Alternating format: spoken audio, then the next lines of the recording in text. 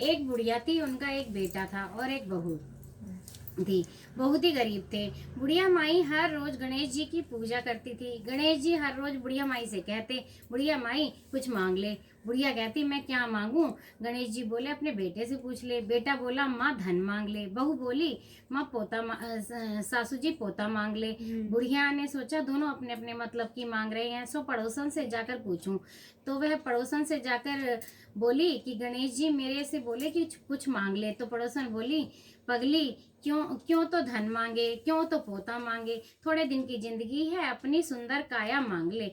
घर आकर बुढ़िया सोचने लगी कि बहू भी राजी हो, बेटा भी राजी हो, उनकी भी माननी चाहिए। दूसरे दिन गणेश जी आए, बोले, बुढ़िया माई कुछ मांग ले। बुढ़िया माई ने कहा, मुझे सुंदर काया दे, सोने के कटोरे में पोते को दूध पीता देखूं, अमर सुहाग दे, निरोगी काया दे, भाई दे, भतीजे दे, सारा परिवार दे, सुख दे, मोक्ष दे। गणेश जी ने कहा, बुढ़िया माई तूने तो मुझे ठग लिया, सब कुछ मांग लिया और जैसा बोला है वैसा ही हो जाएगा। गणेश जी कहकर अंतर ध्यान हो गए। अब बुढ़िया माई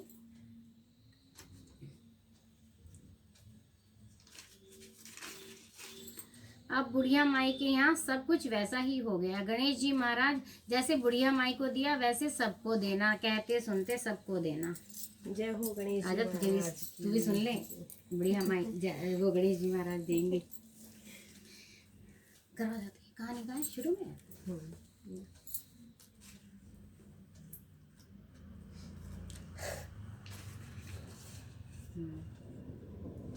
का व्रत कथा यहीं से शुरू है। बोलो करवा चौथ माता की जय।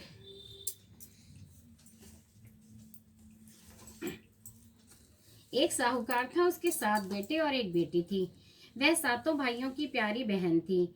एक साथ बैठकर ही खाना खाते थे। एक दिन कार्तिक की चौथ आई तो बहन ने करवा चौथ का व्रत रखा। सारे भाई भोजन करने आए। अपनी बहन से बोले, आ बहन तू भी खा ले। उनकी माँ बोली, आज यह खाना नहीं खाएगी, इसका करवा चौथ का व्रत है, जब चांद निकलेगा तभी खाना खाएगी।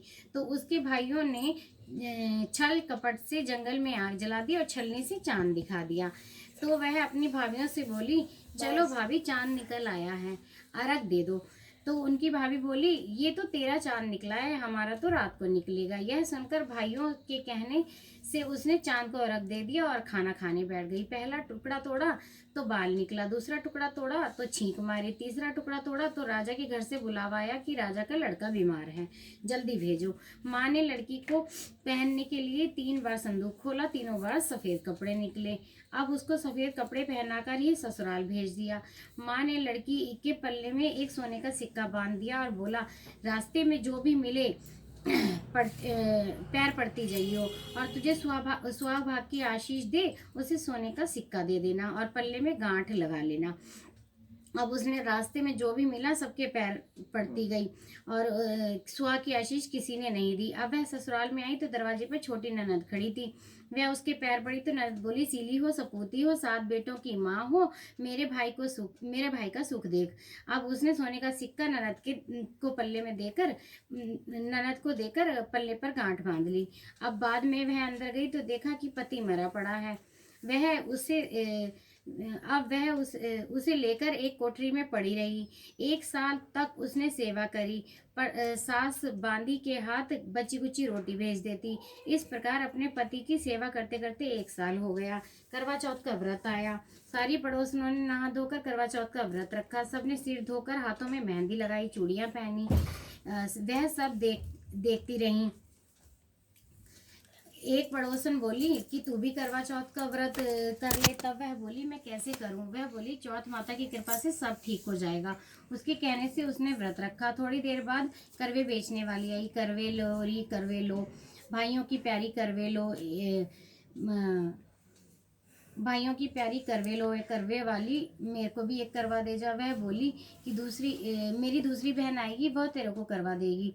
दूसरी आई, करवे लोरी करवे लो, तो भाइयों की प्यारी करवे लो, एक करवे वाली मुझे भी करवे दे जा। तो वह बोली कि मेरी तीसरी बहन आएगी तो वो तेरे को करवे देगी।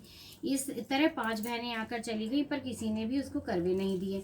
फिर छठी बहन आई, बोली मेरी सातवीं बहन आएगी, वो तुझे करवे देगी, बस तू रास्ते में कांटे बिखेर कर रख देना।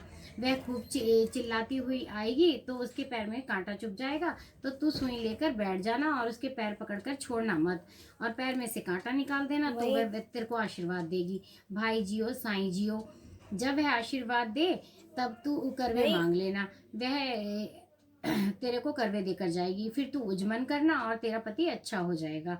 अब उसने वैसा ही किया, सारे रास्ते में कांटे बिछा दिए और करवे लेकर आई तो वो खूब चिल्लाती हुई आई और उसके पैर में कांटा चुभ गया।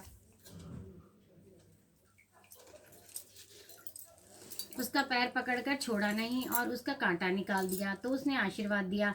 तब वह बोली जब तूने मुझे आशीर्वाद दिया तो करवे भी देकर जा। तो वह बोली कि तूने तो मुझे ठग लिया। यह कहकर वह उसने उसे करवे दिए और करवा देकर उजमन की तैयारी की, व्रत रखा। राजा का लड़का ठीक हो गया, बोला मैं बहुत सोया। वह बोली सोई नहीं, 12 महीने से मैं तेरी सेवा करते करते। फिर उसने चौथ माता का उजमन अच्छी तरह से किया और चौथ माता की कहानी सुनी, उजमन करा और फिर चौपड़ खेलने लग गए। इतने में बांदी तेल की पल्ली लेकर गुड़ की डली लेकर आ गई। दोनों को खेलते देख सासू जी से जाकर बोली महलों में तो खूब रौनक है, तेरी बहू चौपड़ खेल रही है। इतनी देख सासू देखने को आई, दोनों को देखकर बहुत खुश हुई। बहू ने सासू के पैर दबाए और सासू से बोली बहू सच सच बता कि तूने क्या किया। उसने सारा हाल अपनी सासू को बताया। राजा ने शहर में ढिंडोरा पिटवाया कि अपने पति की जीवन सुरक्षा के लिए सब बहनें करवा चौथ का व्रत रखें, पहले करवे पर अपने पीहर जाकर उजमन करें। हे चौथ माता, जैसे राजा के लड़के को जीवन दान दिया वैसे ही सब किसी को देना। कहानी सुनते समय कटोरी हे चौथ माता, जैसे राजा के लड़के को जीवन दान दिया ऐसे सबको देना। कहते सुनते सबकी रक्षा करना। बोलो करवा चौथ माता की जय। इसी में बांध हाँ, इसी को ये ना चावल ये और थोड़े से